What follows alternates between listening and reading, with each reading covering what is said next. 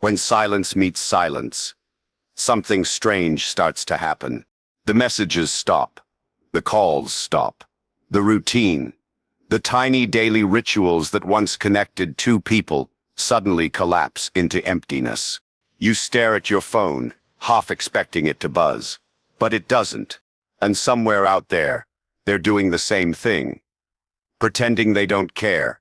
Pretending they're free. But deep down, both of you know something unspoken is still alive. This is what happens when a dismissive avoidant, and you both stop contacting each other. It's not just the end of communication. It's the beginning of an invisible war between emotion and avoidance, longing and pride, pain and peace. Before we begin, take a second to subscribe if you're someone who wants to understand why people act distant, why they pull away, and how you can heal without chasing. Because the truth is, silence can teach you more about someone's heart than their words ever could.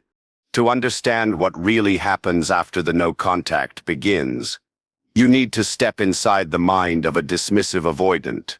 They're not wired like most people. For them, closeness often feels like a threat, a loss of independence, a suffocating weight pressing on their chest. When a relationship starts feeling emotionally intense, their nervous system doesn't interpret it as love.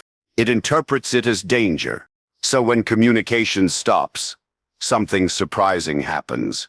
They don't panic. They exhale. In the early days of silence, the dismissive avoidant often feels relief. The pressure of connection fades. The emotional expectations vanish. It's like finally loosening a tight collar after feeling choked for months. You might be lying awake, missing them, checking your phone every few minutes. But they're out there, feeling calm. Not because they don't care, but because they're emotionally decompressed.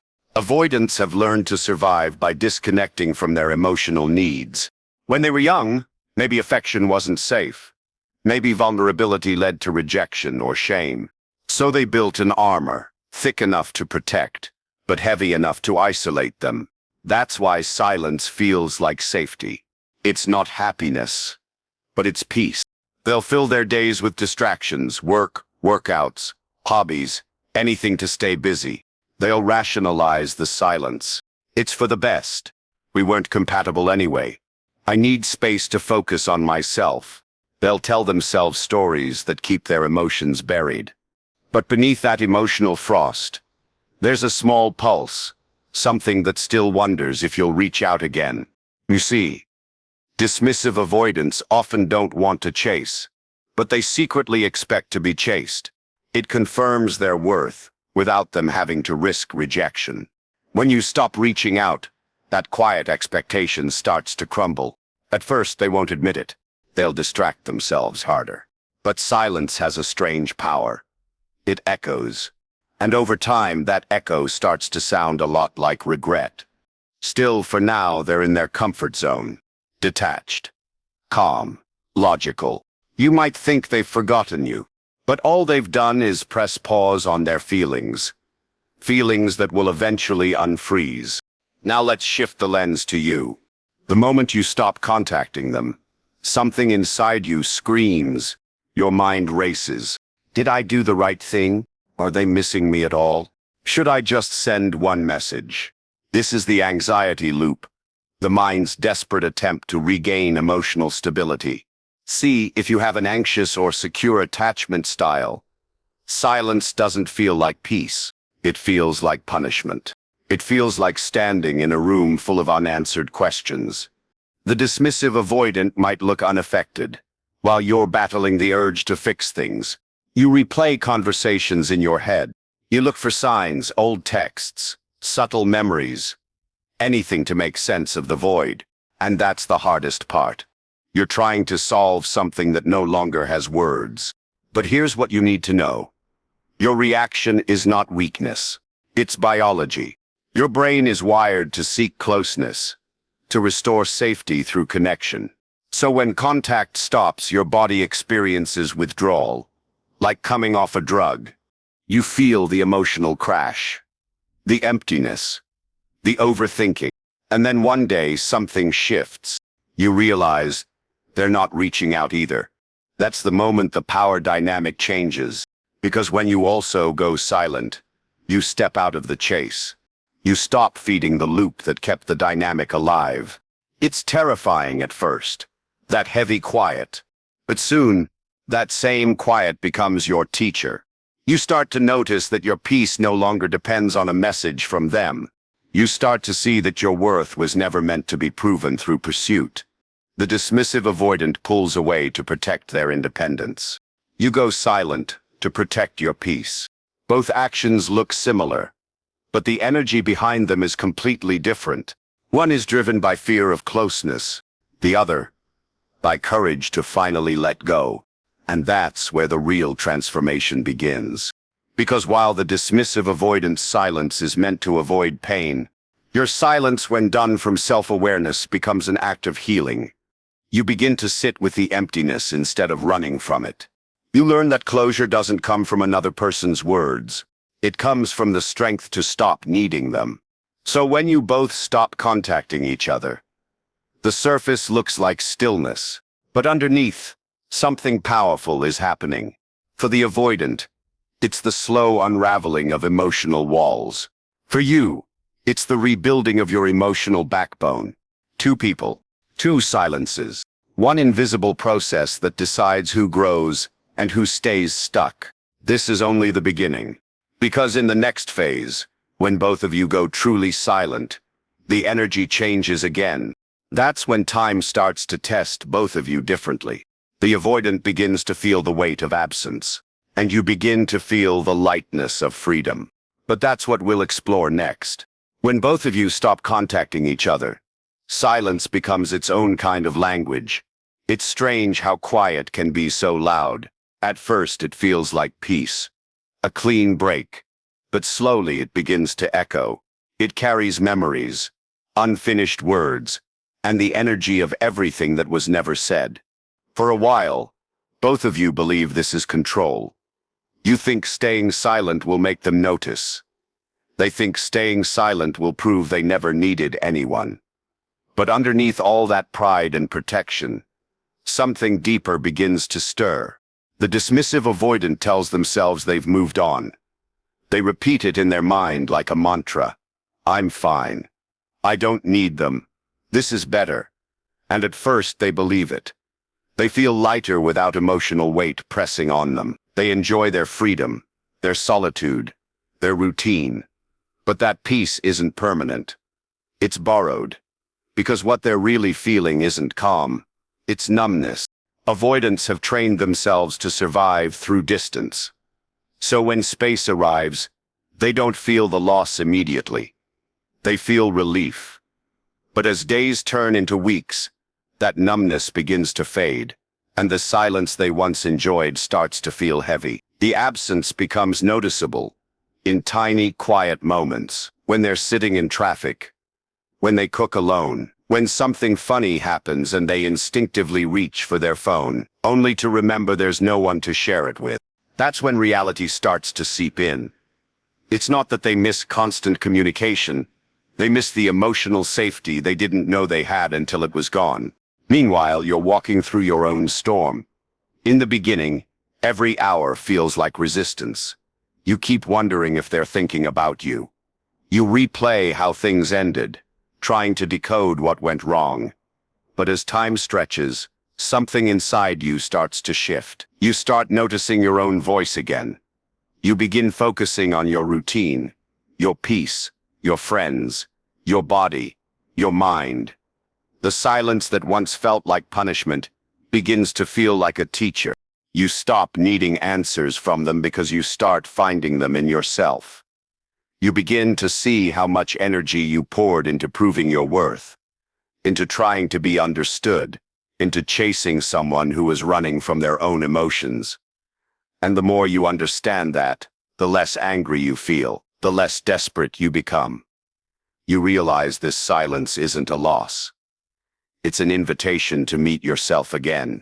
While you're healing, the avoidant begins to feel confusion.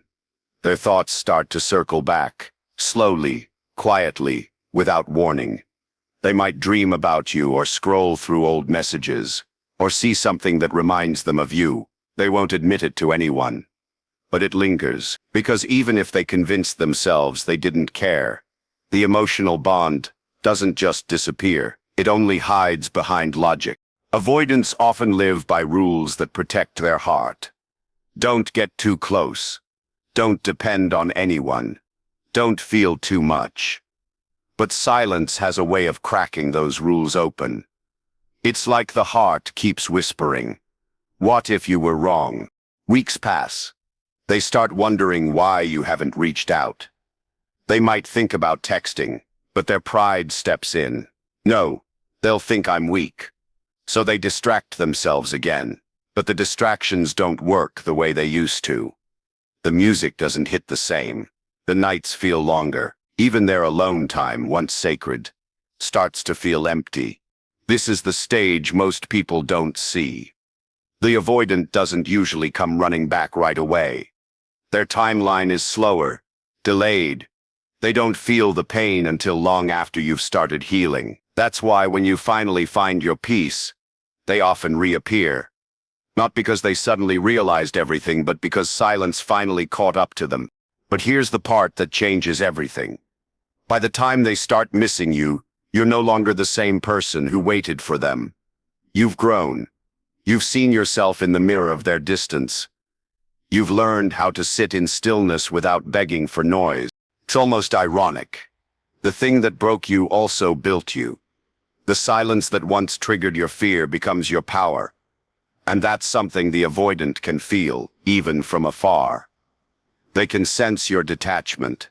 It's subtle but real. The emotional energy is no longer pulling them, and that shift unsettles them. They might scroll through your page or replay your messages, wondering how you detached so easily. They might even think you're pretending. But deep down they feel something they can't name: respect, curiosity, and admiration, because you've done something they never could. You faced the silence and didn't run. This is where the balance starts to flip. When you first stopped contact, the avoidant held the power. They were calm, detached, in control. But now you hold it. Not through manipulation, but through emotional maturity. You stopped waiting for closure. You stopped chasing validation. You started living again. And now, the silence doesn't hurt. It speaks. It says, "I've outgrown this. I've learned to love peace more than potential." When a dismissive avoidant starts to feel that silence, truly feel it, it challenges their self-image. They've built their whole identity around being self-sufficient.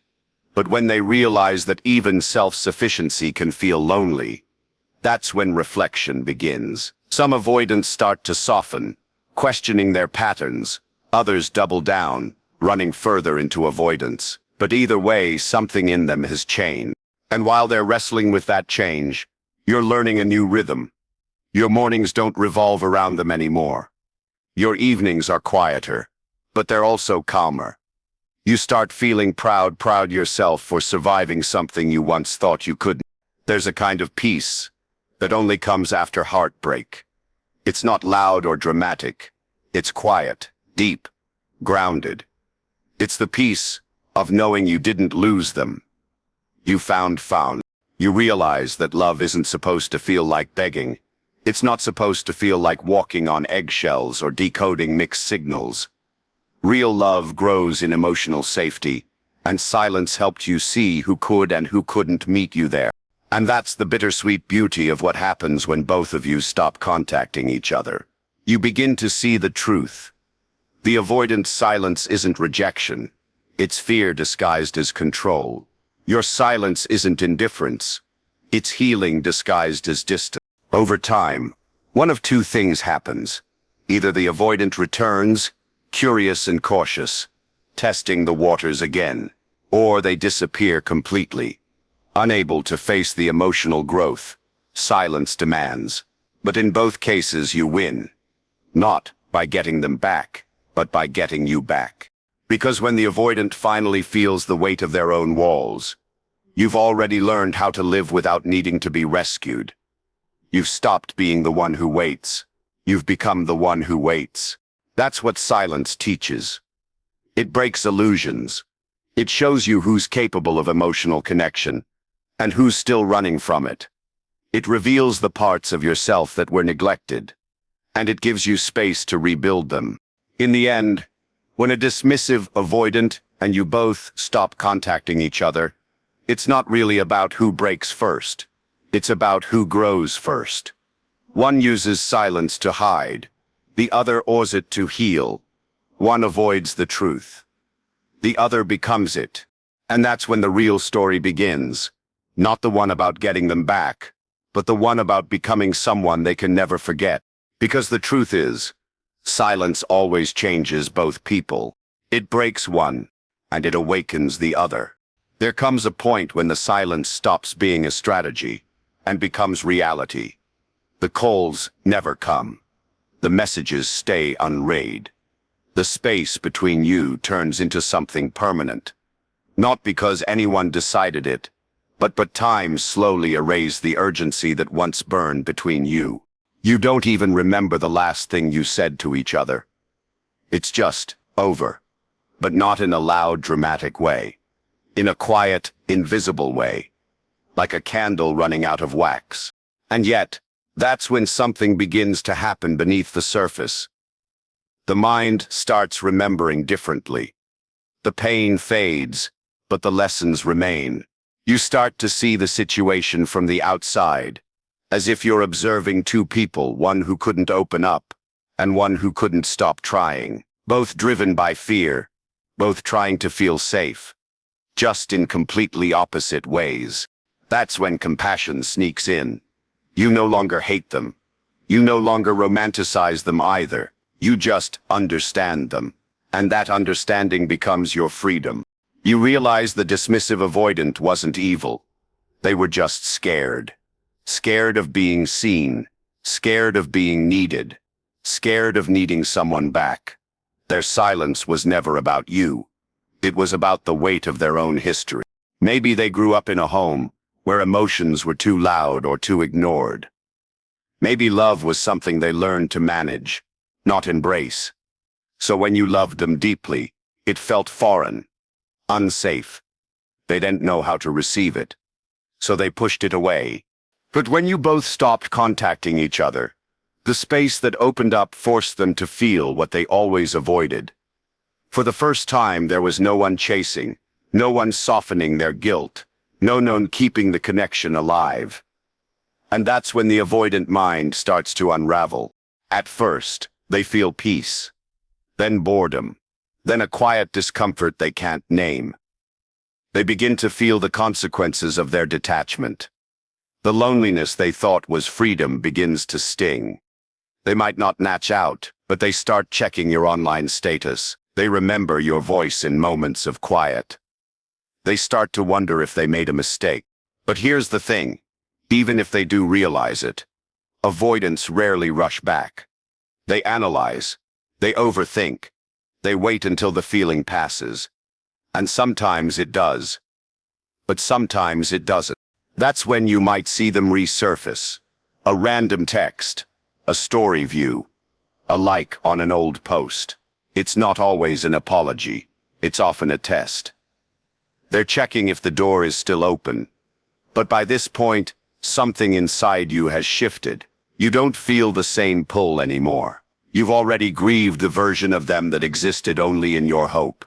And that's where your true power begins. See, the goal was never to make them chase you. It was to make you stop chasing pain.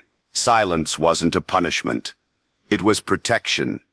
It removed the noise so you could finally hear your own issue again. The version of you who tolerated mixed signals, who begged for crumbs, who accepted confusion as love, that version is gone. Now you understand something deeper. Real connection doesn't need to be chased. It flows. It feels safe. It grows from mutual emotional availability. Not one person doing the emotional labor for both. You start to see love differently. You don't want intensity anymore. You want consistency. You don't want someone who pulls you close only to push you away. You want someone who stays, someone who listens, someone who doesn't disappear when things get real. And when you reach that point, silence doesn't hurt anymore. It starts to feel sacred. It's the space you guard to protect your peace. It's where you hear your own thoughts clearly again. It's where you rebuild. The avoidant, meanwhile, is often caught between two worlds. Their desire for closeness and their fear of it. They may think about coming back, but they hesitate, because returning means facing vulnerability, accountability, and everything they've spent years avoiding, and some of them never do it. Not because they don't care, but because they can't yet face themselves. And that's not your burden to carry anymore. Your healing doesn't depend on their awakening. It depends on your decision to stop trying to save someone who isn't ready to be safe with themselves. It's not about who breaks the silence first. It's about who finds peace in it. You find it by learning that love without safety isn't love. It's survival dressed as devotion. You find it when you realize you can miss someone and still know they're not good for you. You find it when you stop needing closure because you've already closed the door. Months pass. You notice you're smiling more. The world looks different.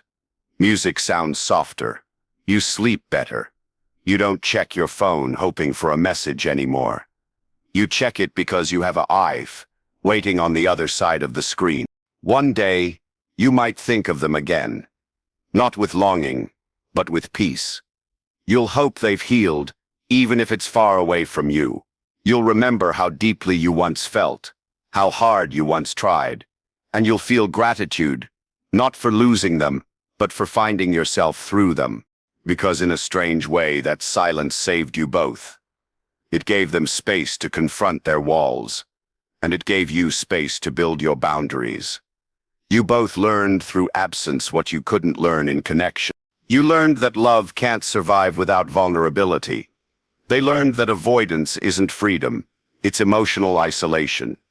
Maybe they'll grow from it. Maybe they won't. But you will. You already have. There's a quiet kind of power in not reaching out. It's not coldness. It's emotional self-respect. It's knowing that silence speaks louder than words when words have lost meaning. It's choosing peace over patterns. It's understanding that sometimes the most loving thing you can do for someone is to let them experience the consequences of losing your presence. And maybe one day, they'll realize what that silence really was. Not punishment, not revenge, but a mirror, a reflection of everything they refuse to face. Because silence isn't empty, it's full of truth. It shows you what's real and what's not. It reveals who values connection and who values comfort. It tests love, and only the kind built on emotional maturity survives it. You've now entered a new chapter. One where you no longer confuse distance with dignity. One where you no longer chase people just to feel seen. One where you understand that the kind of love you deserve won't make you beg for communication. It will make you feel calm. That's the irony of growth. The same silence that once terrified you becomes your foundation. You stop fearing it because you've learned how to fill it with your own presence.